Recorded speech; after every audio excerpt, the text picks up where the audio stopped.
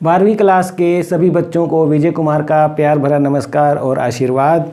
हमारे पास हैं set ABCD 2023 के क्वेश्चन पेपर 12th हिंदी के, और हमने आपको इससे पहले 2022 के भी दिए, 2021 के भी दिए। तो यदि आप लगे एनुअल एग्ज़ाम की तैयारियों में, आप हैं HBSC के या CBSC के, सिलेबस तो सेम होता है, पैटर्न अलग अलग होता है, ठीक है। तो ये वीडियो है आपके लिए, और इसे आज हम शुरुआत कर रहे हैं सेट A से, और हम शुरुआत कर रहे हैं अंजलि को बुलाकर, जो बनाकर लाई हैं आंसर की आपके लिए। अंजलि का ये हमारे पास 5वां जो है क्वेश्चन पेपर वो सोल्व करके ला रही हैं, शेयर कर रही हैं अपनी नॉलेज को सब बच्चों के साथ, बिकॉज वो जानती हैं कि शेयरिंग इज़ केयरिंग। यदि आप में भी है किसी सब्जेक्ट के एक्सपर्टीज़ और आप ऐसा कर सकते हैं तो हम आपको क्वेश्चन पेपर देंगे, आप आंसर की बना सकते हैं, आपके नाम से उसको अपलोड किया जाएगा। तो एंजॉय कीजिए। और सेट C पर भी लगी हुई हैं पूजा गुड़गांवा से, और यहाँ पर अंजलि सेट A लेकर आ रही हैं सोल्यूशन आपके लिए सोहना से।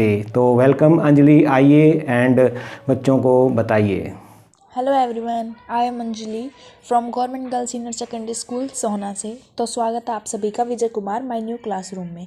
तो आज मैं आपके लिए हिंदी के एग्ज़ाम के आंसर की लेके आई हूँ। मेरा सेट A था। तो आप सभी से निवेदन है कि चैनल को सब्सक्राइब करें और वीडियो में एंड तक बने रहें, और कमेंट में बताएं कि आपका कितना सही है। Okay, let's get start. तो जैसे कि हमारा प्रश्न नंबर 1 है, उसमें 6 क्वेश्चन है एक नंबर के, यानी MCQ। तो चलिए शुरू करते हैं। फर्स्ट है, पतंग कविता में खरगोश की आंखों जैसा किसे कहा गया है? तो इसका आंसर है लाल सवेरा को। सेकंड है, पर्दे की कीमती चीज़ क्या है? इसका आंसर है वक्त। उषा कविता में प्रातःकालीन नीला आकाश किस जैसा बताया गया है? इसका आंसर है शंख। फोर्थ है, सहज स्वीकारा कविता में कवि की आत्मा कैसी हो गई है? आंसर है कमजोर। फिफ्थ है, नारी हानि विशेष क्षति नाही, यह किसने कहा? यह श्री राम ने कहा। तो आंसर है श्री राम। सिक्स्थ क्वेश्चन है, फ्राक गोरखपुरी ने किसकी आंखें झपकाने की बात कही है? आंसर है तारों की। अब हमारा नेक्स्ट क्वेश्चन है, काव्यांश की सप्रसंग व्याख्या करनी है। तो इसमें मैंने फर्स्ट वाला अटेम्प्ट किया, आप बताना आपने कौन सा किया। तो मैंने किया है, नील जल में या किसी की गौर झिलमिल दे जैसे हिल रही हो और जादू टूटता है उषा का सूर्योदय हो रहा है। सबसे पहले हमें इसमें प्रसंग लिखना है।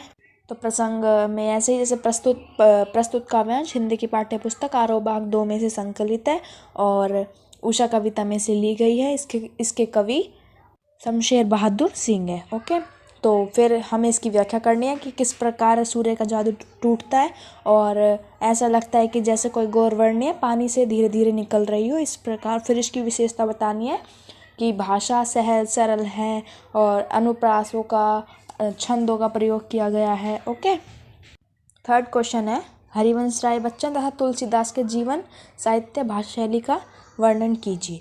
तो मैंने हरिवंश का अटेम्प्ट किया था, तो आप मुझे बताना आपने किसका किया। तो हरिवंश का जन्म 1907 में हुआ था इलाहाबाद में, और इनकी मृत्यु 2003 में हुई थी। और इनकी साहित्यिक है कि वे हिंदी साहित्य में हालवाद के प्रवर्तक माने जाते हैं। और हरिवंश राय बच्चन प्रेम और सौंदर्य के कवि हैं, और अनेक अन्य साहित्य में भी उनकी यह भावना देखी जा सकती है। इस प्रकार से लिखना है। फिर इसमें है हमारा भाषा शैली। तो भाषा शैली में आ जाएगा कि उन्होंने हिंदी शब्दों का सार्थक प्रयोग किया है, भाषा सरल एवं सहज है, और उर्दू व फारसी शब्दों का भी अंग्रेजी शब्दों का भी प्रयोग देखने को मिलता है। ठीक है, अगला क्वेश्चन है हमारा फोर्थ क्वेश्चन है। इसमें 2 क्वेश्चन है। कविता से पतंग कविता का मूल भाव स्पष्ट कीजिए। हाँ, तो इसका आंसर है, पतंग कविता के माध्यम से कवि ने वर्षा ऋतु के पश्चात शरद ऋतु के आगमन के अवसर पर पतंग उड़ाने वाले बच्चों का वर्णन किया है कि वो किस प्रकार पतंग उड़ाते हैं, और पतंग उड़ाते हुए उन्हें ऐसा लगता है कि वह स्वयं पतंग के धागों के साथ उड़ रहे हों। और बच्चों के पैरों का वर्णन क्या है कि वो कपास की भांति कोमल लगते हैं, और उन्हें कोई भी, अगर वो छत से भी गिर जाते तो फिर वो बाद में निडर हो जाते हैं। पतंग कविता में इसका वर्णन किया गया है। अगला क्वेश्चन है, चिड़िया के बच्चे किस आशा में नीड़ों से झांक रहे होंगे? तो इसका आंसर है, बच्चे इस आशा में नीड़ों से झांक रहे होंगे कि उनके माता पिता उनके लिए भोजन सामग्री लेकर आ रहे होंगे। वे शीघ्र घर पहुंचकर उन्हें भोजन देंगे, साथ ही प्यार भी करेंगे। अब हमारा 5th क्वेश्चन है, इसमें भी 6 MCQ है, तो चलिए शुरू करते हैं। इसमें फर्स्ट है, किसके ऊपर गहने फेंक कर लक्ष्मी ने पिता के चिर विछोह की मर्मथा व्यक्त की? इसका आंसर है सास पर। नेक्स्ट है, बाजार दर्शन पाठ में फिजूल सामान को फिजूल समझने वाले लोगों को क्या कहा है? इसका आंसर है संयमी। थर्ड है, काले मेघा पानी दे पाठ में कुमार सुधा सभा का उपमंत्री कौन था? इसका आंसर है लेखक। अगला है, लुट्टन पहलवान के माता पिता का स्वर्गवास हुआ तब वह उसकी आयु कितनी वर्ष थी? इसका आंसर है 9 वर्ष। फोर्थ है, परिस्थितियों ने हमेशा चार्ली को कैसा चरित्र बना दिया? इसका आंसर है बाहरी। लास्ट है इसका, आप अदीब ठहरी, यहाँ अदीब का अर्थ है साहित्यकार। 6th क्वेश्चन है, गद्यांश की व्याख्या करनी है, तो इसमें मैंने फर्स्ट वाला अटेम्प्ट किया, आप मुझे बताना आपने कौन सा किया। तो है, भक्तिन को नौकर कहना उतना ही असंगत है।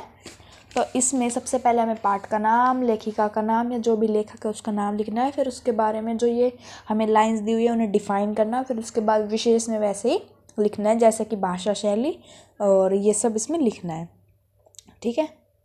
अगला क्वेश्चन है हमारा 7वां, उसमें 3 क्वेश्चन दिए हुए 3-3 नंबर के। तो पहला है, भक्तिन के चरित्र की किन्हीं 3 विशेषताओं का उल्लेख कीजिए। तो करते हैं। तो जो भक्तिन है वो महादेवी की प्रमुख सेविका है और जो भक्तिन है वो महादेवी से लगभग 25 वर्ष बड़ी है। तो वो उसकी सेवा बहुत अच्छे प्रकार से करती है, उसके हृदय में माँ की ममता भी है और भक्तिन को ग्रस्त जीवन का सुख प्राप्त नहीं हुआ, लेकिन महादेवी के यहाँ रहते हुए उसे सुखद जीवन भी प्राप्त हुआ। भले ही वह स्वभाव से कर्कश थी, परंतु महादेवी के प्रति उसमें आदर और सम्मान की भावना थी, वह बहुत कर्तव्यनिष्ठ थी, वह परिश्रमी भी थी। ठीक है, और ऐसे इसमें 3 पॉइंट हम लिख देंगे। अगला क्वेश्चन है, काले मेघा पानी दे पाठ का मूल भाव स्पष्ट कीजिए। तो आंसर है, मानव जीवन में तर्क और आस्था का अपना अपना महत्व है। तर्क हमेशा वैज्ञानिक तथ्यों को स्वीकार करते हैं, परंतु आस्था हमारी भावनाओं से जुड़ी होती है। तर्क विनाशकारी होता है।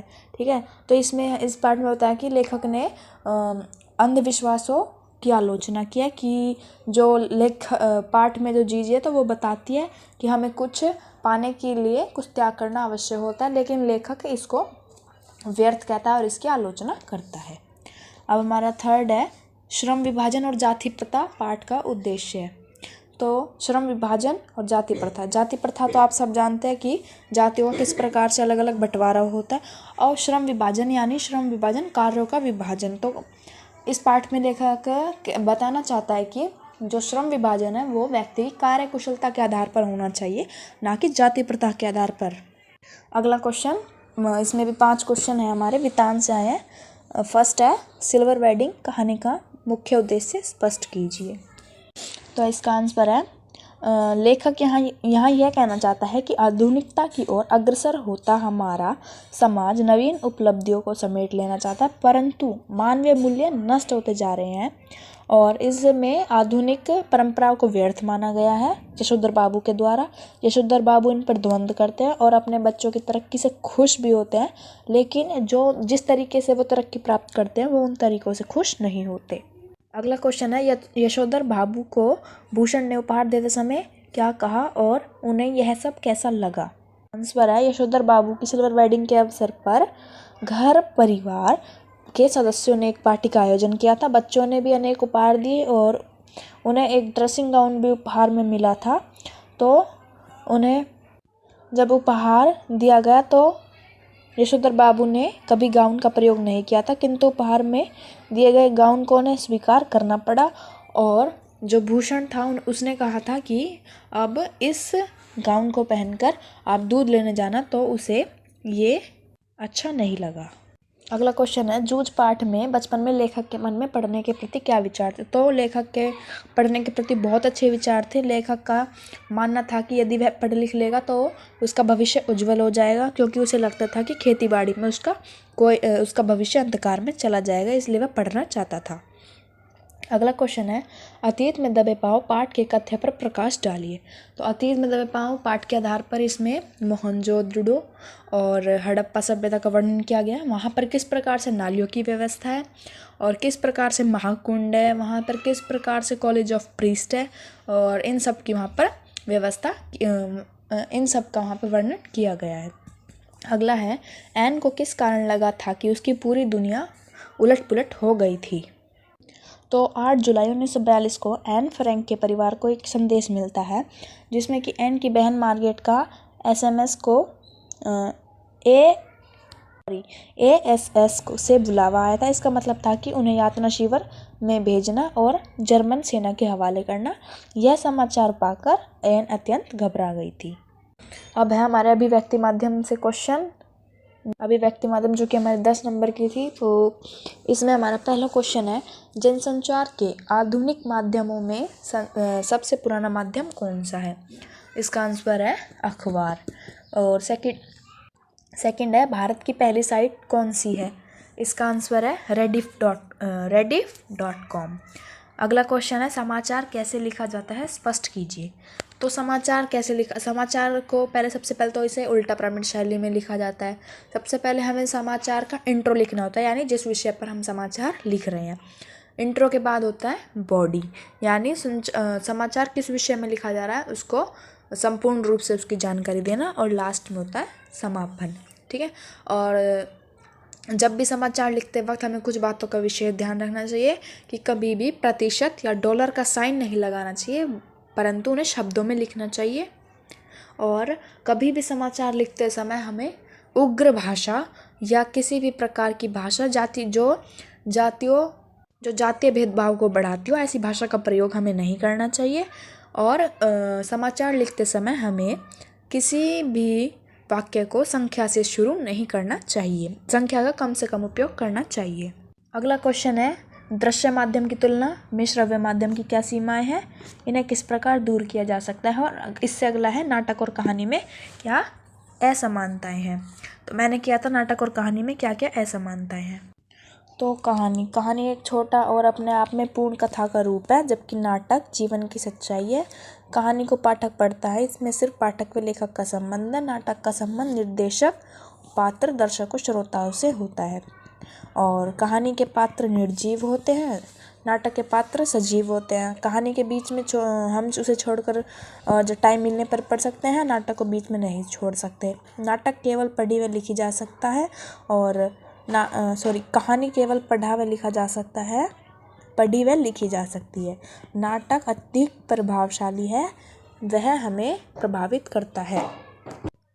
अगला क्वेश्चन नैतिक शिक्षा से है, भगत सिंह व राजगुरु को लाहौर से बाहर निकालने में दुर्गा भाभी ने किस प्रकार मदद की। तो इसका आंसर है, जब सैंडर्स वध के बाद पुलिस अधिक सतर्क हो गई थी, भगत सिंह, सुखदेव व राजगुरु भी लाहौर से निकलना चाहते थे। इस कार्य में दुर्गा भाभी ने उनकी मदद की। योजना के अनुसार जो भगत सिंह थे उन्होंने क्लीन शेव होकर अंग्रेजी फैल टोपी धारण की और दुर्गा भाभी के बच्चे को गोदी में उठा लिया। और दुर्गा भाभी ऊंची हील की सैंडल पहने, पर्स लटकाए भगत सिंह की पत्नी बनकर चल पड़ी थी। भगत सिंह व दुर्गा भाभी प्रथम श्रेणी के डिब्बे में बैठ गए, राजगुरु नौकर बनकर तृतीय श्रेणी के डिब्बे में सवार हुए। जगदीश चंद्र बसु द्वारा विद्युत तरंग पर किए गए शोध पर प्रकाश डालिए। तो जगदीश चंद्र बसु के अस्तित्व की भविष्यवाणी की थी, लेकिन उनकी भविष्यवाणी के प्रायोगिक रूप से सत्यापित होने से पहले 1879 में उनकी मृत्यु हो गई थी। ब्रिटिश भौतिक विज्ञानी ओलिवर लोज ने 1887 से 1888 में तारों के माध्यम से प्रेषित मैक्सवेल की तरंगों के अस्तित्व का प्रदर्शन किया था। और जगदीश चंद्र बसु द्वारा कहा गया कि किस प्रकार से तरंगें काम करेंगी, इस विषय में जगदीश चंद्र बसु ने बताया विद्युत तरंगों के बारे में। तो अगला क्वेश्चन है, सनातन धर्म से क्या अभिप्राय है। सनातन शब्द का अर्थ है जो सदा से चला आ रहा हो, किंतु सनातन धर्म से तात्पर्य है जो दूसरों का उद्धार करे, भला करे, उसका बदले में उपकार अवश्य करना चाहिए। भलाई करने के बदले में भलाई करनी चाहिए। अगला क्वेश्चन है, जब करतार सिंह सराबा पर मुकदमा चलाया गया तो उनके क्या बयान थे। तो जब करतार सिंह अपने बयान में कहता है मैंने आज़ादी के लिए भारत में विप्लव करने का षड्यंत्र किया था जो कि एक साथी के साथ विश्वासघात के कारण सफल न हो सका, अपने कार्य के लिए मैं फांसी के दंड के लिए भी तैयार रहूँगा ताकि मैं शीघ्र ही पुनः जन्म लेकर भारत के स्वतंत्रता संग्राम के लिए तैयार हो जाऊं। अगला हमारा 10 नंबर की व्याकरण। तो व्याकरण में पहला क्वेश्चन है उत्प्रेक्षालंकार की परिभाषा और उदाहरण। तो उत्प्रेक्षालंकार जहाँ समानता के कारण उपमेय में उपमान की संभावना की जाती है। एग्जाम्पल है नेत्र मानो कमल है। और एक एक और दिगंबर, इनका संधि विच्छेद करना है तो एक एक का हो जाएगा 1 + 1 और दिगंबर का दिक् प्लस अंबर। फिर है हमारा इसका सेकंड है निहि जमा आमिष, तो इसका हो जाएगा निरामिष। अगला है हमारा द्विगु समास की परिभाषा। तो द्विगु समास में पूर्व पद संख्यावाची होता है, इसकी पहचान है ये, और उत्तर पद के साथ मिलकर समूह बनाए, जैसे कि 8 आनों का समूह। अगला क्वेश्चन है राम कृष्ण और क्रीड़ा क्षेत्र, विग्रह करके समास का नाम लिखना है। तो राम कृष्ण में आ जाएगा राम और कृष्ण द्वंद्व समास, और क्रीड़ा क्षेत्र में क्रीड़ा के लिए क्षेत्र यानी संप्रदान तत्पुरुष समास। नेक्स्ट है वाक्य शुद्धि। तुम मेरे विचार को नहीं सुनते, तो इसका है तुम मेरे विचारों को नहीं सुनते। नेक्स्ट यह कहानी सौउद्देश्यपूर्ण है, इसका है यह कहानी उद्देश्यपूर्ण है। तो यहीं पे ये हमारा क्वेश्चन ख़त्म होता है। सो आई होप आप सबको ये वीडियो अच्छी लगी होगी, और अच्छी लगी हो तो लाइक करें, कमेंट करें और अपने क्लास ग्रुप में भी शेयर करें। अब मिलते हैं नेक्स्ट वीडियो के साथ। Okay bye. तो ये था। अब बताइए आप कितने मार्क्स आ रहे हैं, जैसा अंजलि ने आपसे पूछा है। ठीक है, बने रहना हमारे साथ, सब्सक्राइब कर लेना, सभी बच्चों में शेयर भी कर देना। होप ये वीडियो आपको पसंद आया होगा, लाइक भी कर देना। Thank you, God bless you all.